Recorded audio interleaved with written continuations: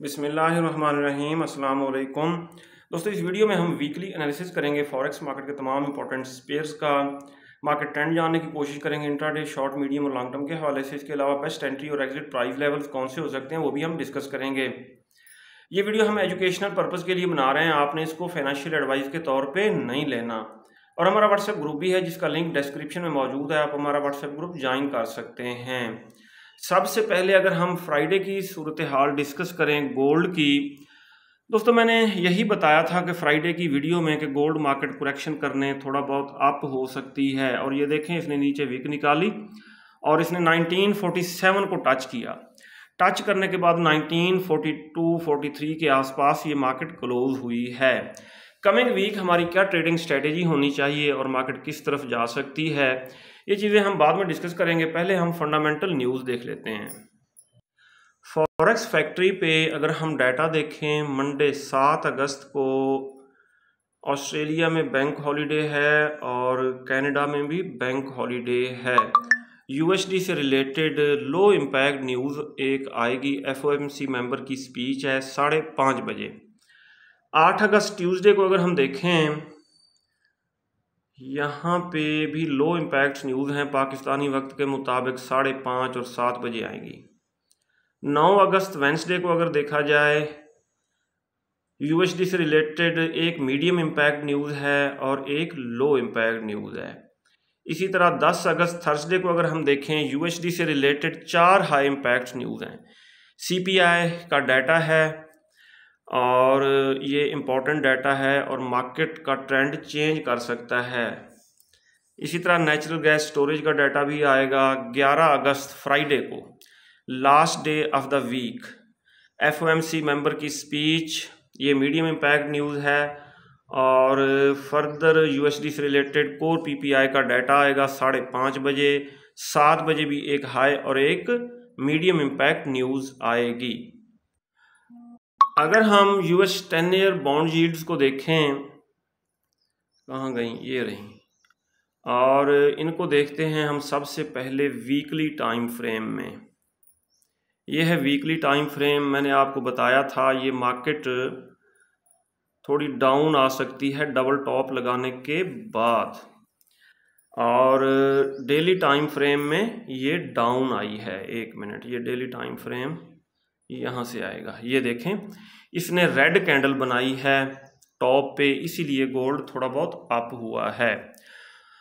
और gold further भी up हो सकता है क्योंकि इसका रिवर्सल दोबारा यहाँ से होगा, ये जो बुलिश इनगल्फिंग बनी हुई है, ठीक है। US 10 year bond yield further down आ सकती हैं जिसकी वजह से गोल्ड अप हो सकता है, सही है। लेकिन जाना इसने अप ही है। इट मीन गोल्ड अगर अप होता भी है तो टॉप से इसको सेल किया जाए।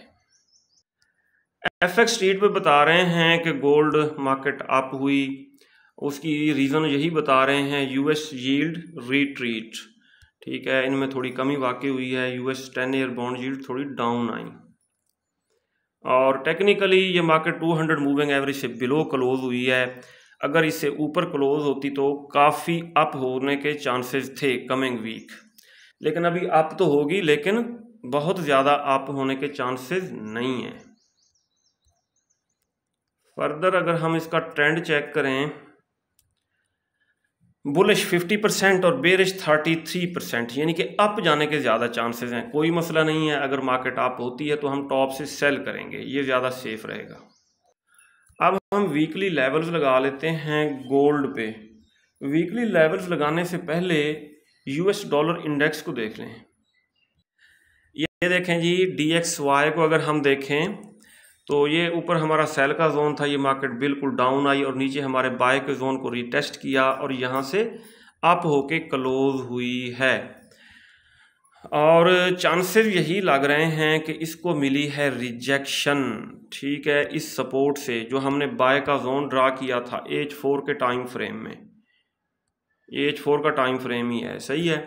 और एक मिनट, H1 में अगर हम आए, सही, ये ठीक है, यहाँ से इसके फर्दर अप जाने के चांसेस रहेंगे, ठीक है, जिसकी वजह से गोल्ड डाउन आ सकता है, सही हो गया जी। लेकिन बड़े टाइम फ्रेम में ज़्यादा पता चलता है, वो छोटे टाइम फ्रेम थे, कोई सूरत हाल वाज़े नहीं हो रही थी। बड़े टाइम फ्रेम में देखें, डेली टाइम फ्रेम से एक दफ़ा, दो दफ़ा डाउन आई और अब तीसरी दफ़ा भी इवनिंग स्टार बना चुका है DXY। इट मीन अगर ये सपोर्ट जो है 101.67 वाली ये ब्रेक होती है तो ये खातिर खा डाउन आ सकता है, जिसकी वजह से गोल्ड अप होगा। अगर गोल्ड होता है अप तो कोई मसला नहीं है, हम इसको टॉप से सेल करेंगे क्योंकि गोल्ड मार्केट अपना ऑल टाइम हाई बना चुकी है। और अगर अप होती भी है तो ये करेक्शन के लिए अप होगी और हम टॉप से सेल करेंगे। सेल वाली ट्रेड अगर फंस भी जाती है तो निकल सकती है, निकलने के चांसेस हैं, लेकिन अगर बाय फंस गई तो काफ़ी मसला होगा।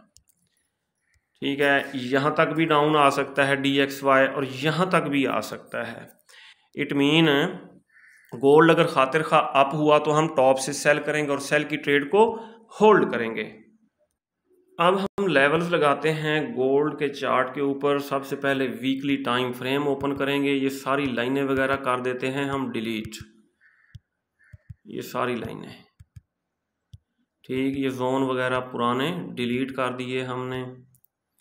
और हाँ जी, अब हमने वीकली कैंडल देखनी है। ये है दोस्तों वीकली कैंडल।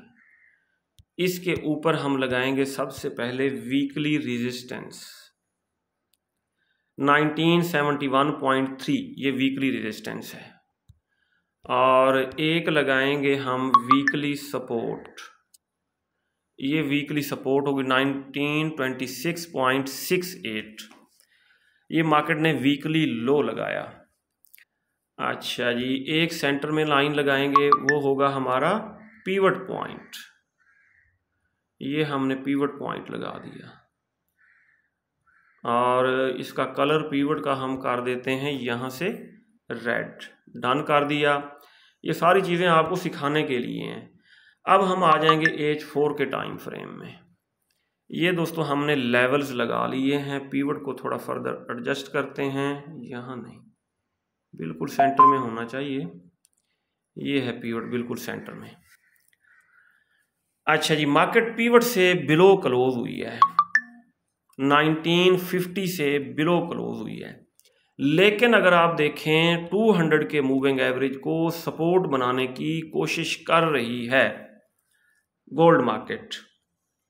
और डेली टाइम फ्रेम में भी देखें तो यहाँ पे स्टॉकेस्टिक इंडिकेटर बिल्कुल बॉटम से टकरा के ऊपर विक बना चुका है।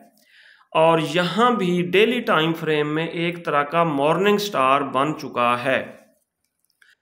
अब इसका मतलब ये है कि कमिंग वीक अगर गोल्ड अप होता है, और कहाँ तक अप हो सकता है, बात है इम्पोर्टेंट, ये कहाँ तक अप हो सकता है ये मैं आपको दिखा देता हूँ। इसने बनाया है हेड एंड शोल्डर, ये हो गया इसका हेड और एक शोल्डर ये है। दूसरा शोल्डर बनाने के लिए यहाँ तक आ सकता है और दूसरा शोल्डर कहाँ पे बन सकता है,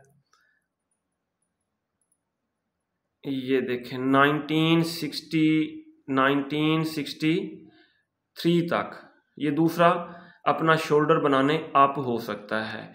इट मीन पहली हम सेल की ट्रेड यहाँ से लगा सकते हैं 1963 से, दूसरी सेल की ट्रेड हम लगाएंगे 1971 पे अगर अप होता है तो, और तीसरी सेल की ट्रेड चांसेस नहीं है, 1987 तक भी जाता है।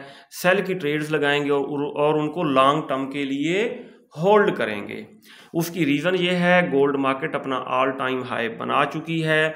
ये थोड़ा अगर अप हुई है, ये करेक्शन वगैरह करने के लिए अप हुई है, करेक्शन तकरीबन इसने कर ली है। अगर दोबारा भी अप होती है तो आना अब इसने डाउन ही है लॉन्ग टर्म के लिए।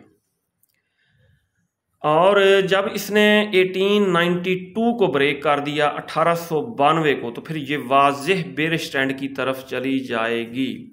कमिंग वीक दोस्तों गोल्ड मार्केट अप हो सकती है, सही हो गया।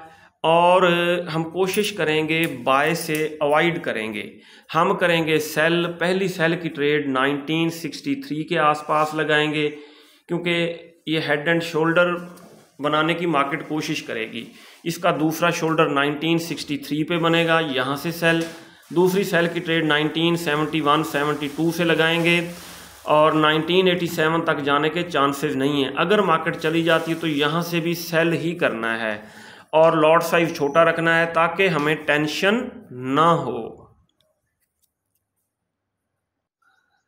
अगर दोस्तों प्राइस एक्शन के मुताबिक हम इसको देखें मार्केट को, यहाँ पे हम चैनल ड्रा करेंगे। ये रहा चैनल, H4 का टाइम फ्रेम है और इस चैनल को हम अच्छी तरह एडजस्ट कर लें। ये बन गया है जी चैनल हमारा, सही। तो मार्केट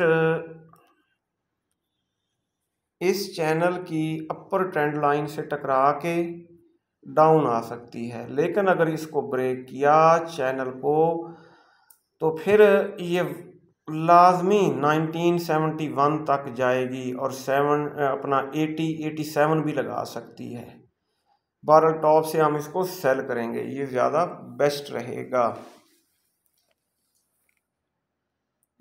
जी दोस्तों, अगर हम XTI USD को देखें, XTI USD क्रूड ऑयल ने हमारे बाय के जोन की रेस्पेक्ट की और देखें मार्केट ने हमारे बाय के जोन को रीटेस्ट किया और खातिर खा अप हुई और यहाँ टॉप से मैंने अपने VIP सिग्नल ग्रुप में इसको सेल कराया और यहाँ पे हमने प्रॉफिट बुक कर लिया, छोटा सा प्रॉफिट बना उसको बुक कर लिया।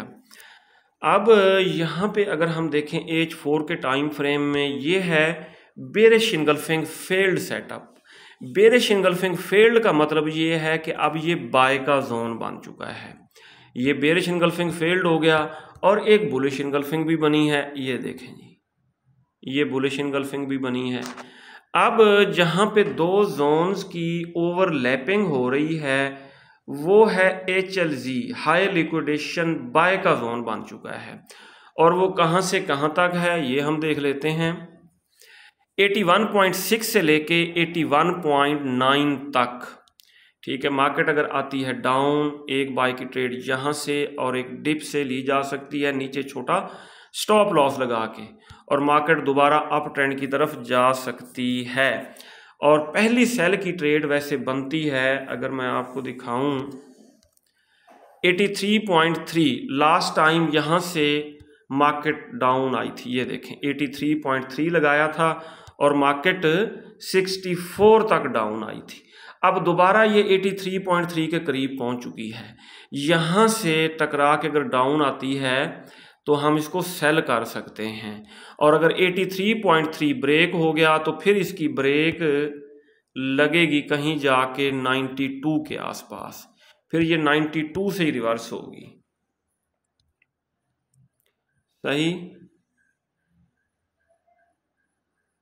एक तो लाइनें बहुत ज़्यादा लगानी पड़ती हैं, आप लोग हो जाते हैं परेशान। ये 92, 93 फिर यहाँ से डाउन आएगी अगर 84, 83 को इसने ब्रेक कर दिया तो। वैसे बड़ा खूबसूरत डबल टॉप बन रहा है 83.3 से। यहाँ पे एक माइक्रो लॉट हम ज़रूर ट्राई करेंगे सेल की। नेचुरल गैस के ऊपर कोई मज़े की एंट्री नहीं बन रही और मूवमेंट इंतहाई स्लो है। अगर ये बाय के जोन में आती है तो यहाँ से इसको बाय किया जाए और अगर 2.93 तक जाती है तो टॉप से सेल किया जाए। फिलहाल बस यहीं कैंडल्स बना रही है, सेंटर में है, ज़बरदस्त। सिल्वर को अगर हम देखें, सिल्वर मार्केट ऊपर हमारे सेल के जोन से डाउन आई, डबल टॉप लगाया, सेल का जोन था, डाउन आई। ये है हमारा नीचे बाय का जोन, क्योंकि यहाँ पे ये देखें बुलिश इनगल्फिंग बनी है। मैं आपको दिखा दूँ, ये बनी है bullish engulfing daily time frame में और यहाँ पे इसने तकरीबन रिवर्सल वाली कैंडल बनाई है, हैमर टाइप, और इसको रिटेस्ट भी किया है। यहाँ से दोबारा सिल्वर के अप होने के चांसेस रहेंगे।